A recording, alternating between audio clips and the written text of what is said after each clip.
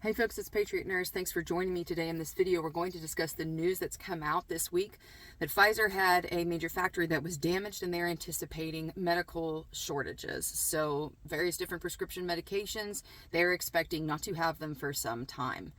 So I wanted to highlight this and also bring together another article that came out today. And this article basically noted that over 500,000 people are expected to strike, or their unions are threatening to strike in the United States this summer, and that this level of union activity is unparalleled in recent history. These two things coming together are something that we should definitely pay attention to in the preparedness world as folks who are focused on self-sufficiency and who actively plan for being able to meet our needs by ourselves without respect to whatever institution tells us what we need to do. So with the medical shortages, we've seen this for a while. This has been something that has been evolving and not really improving in various different ways since COVID and even before with Hurricane Maria. But we can take a few lessons from this. Number one, the United States infrastructure and supply line has still not recovered from COVID. It's still not recovered. It's probably not going to recover, and things are probably not going to be the same. Whether it's inflation or whether it's labor issues, things are going to be more expensive, more scarce, harder to find, not going to be on our timetable, and it is definitely not a consumer's game anymore. We are shifting, I submit to you, our economy is shifting because of the Federal Reserve's printing of money and oversaturation of fiat currency. We are shifting towards a dollar which has less purchasing power, obviously, but also the cycle that we have been in previously of an efficiency cycle, what's known as an efficiency cycle in the economy, is now shifting towards an equity cycle. And what that equity cycle is, it references a move, the momentum politically and also the will of the populace for more governmental regulation, more government expansion, less free trade, and overall stronger labor. We are seeing this happen, and this is going to have really various different ripple effects that we can expect, not only for supplies but also for distribution. And for those of you who have any family members who are dependent upon medicines or who are on these different programs, Medicare, the VA system of medicine, it's awful. Anything that is government mediated at this point is absolutely atrocious, and it's only going to be getting worse. Something of particular import for the population of baby boomers and also people who are going to be looking towards retirement, people in their later 40s and edging into their 50s, looking into their 50s to retire. This is particularly going to hit us, not just from the Pfizer issue, not just from the supply line issue, not just from the inflation issue, but from a population demographic and also growth dynamic. Because the baby boomers didn't have as many children to replace them as what the founders of Medicare, the architects of Medicare, thought was going to happen. We have a population that doesn't have enough caretakers. We have an aging population that, as part of the medical industrial complex, is being prescribed more medications. And ultimately, this is the greatest source of wealth transfer. The medical industrial complex and real estate, I submit to you, are going to be the greatest sources of wealth transfer intergenerationally between the baby boomers and the millennials.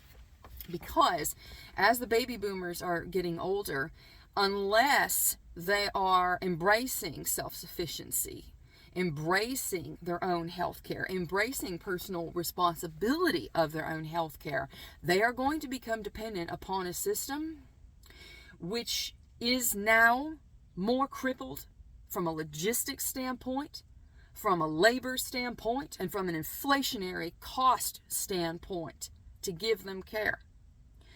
All of these factors, whether it's the Pfizer factory issue or the labor issue or the finances behind it, all of these factors point to one lesson that we should internalize regardless of our age and regardless of our generational place. We cannot depend upon the medical industrial complex. We cannot depend on white coat medicine. We cannot depend on any government run orchestrated infrastructure of the aforementioned to take care of us in the future. Even if we assumed an insane level of efficiency and non-maleficence on the part of government programs, the dollar's inflation alone precludes quality care from being delivered over the next 5 to 10 years. In the prime time where the aging portion of our population is going to be spending money and having tax dollars spent on their health care. So all of this means that the medicines, the pharmaceuticals, the supplies in circulation, they're all going to become more expensive. So if you are in a position now where you can decrease your dependency upon their grid, upon their medicine, upon their interventions, needless surgeries that can be worked around through diet, through lifestyle, through physical therapy, through strength training.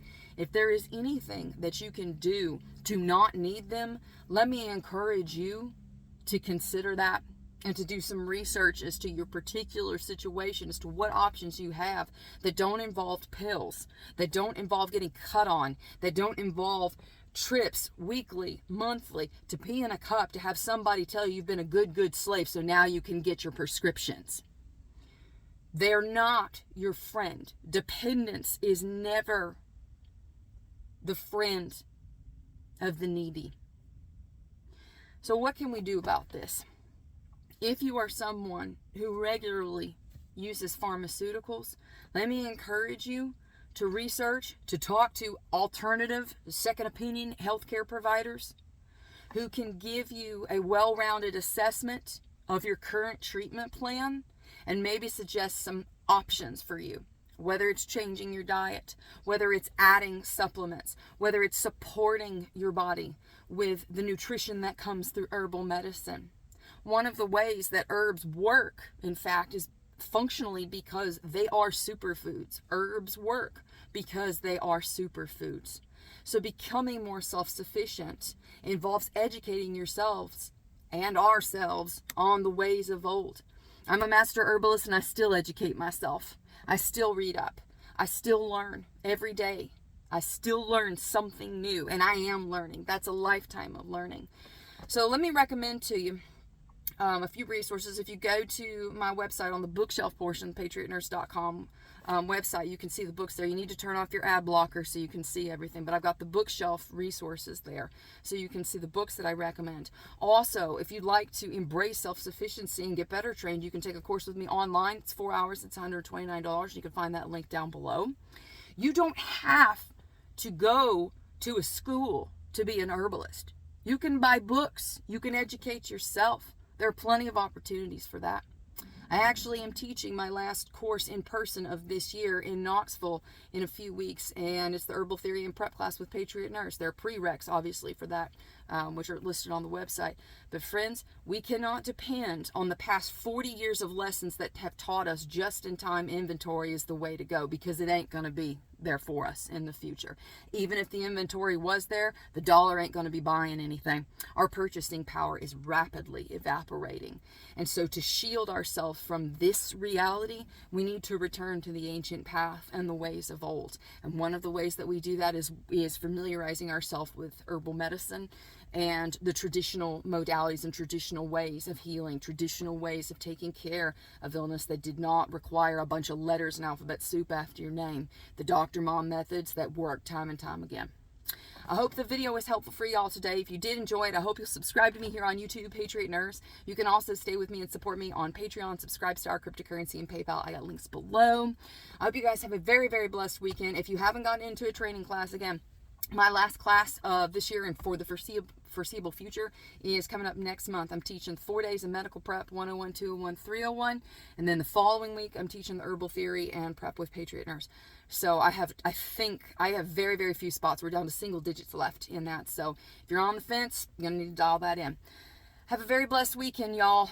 Continue, be strong, be stocking up on your beans, bullets, and band-aids, be pushing hard on your skills, press yourself every day, stretch goals to do something better today for yourself that you hadn't done the day before.